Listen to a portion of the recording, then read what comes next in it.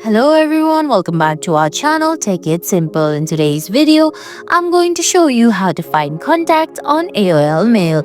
It's very quick and easy, so let's get started. First of all, open the AOL Mail app on your phone. If you don't have the app yet, you can get it from Google Play Store or the Apple App Store.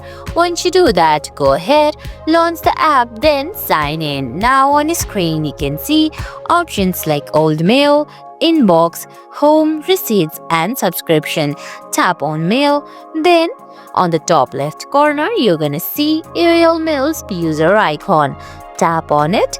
Now you can see options like Manage Account, Mail Folders, Contacts, New Notifications, Weather Notifications, Mail Notifications, Settings and Privacy, Feedback and Help. You're gonna have to select Contacts from there. Now under Contacts, on the top right corner you're gonna see a search icon.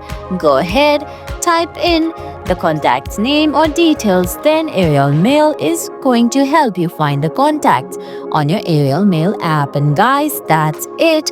That's how you find contact on AOL Mail. I hope you found this video helpful. If you did, please give it a thumbs up, leave a comment, subscribe to our channel and hit that bell icon.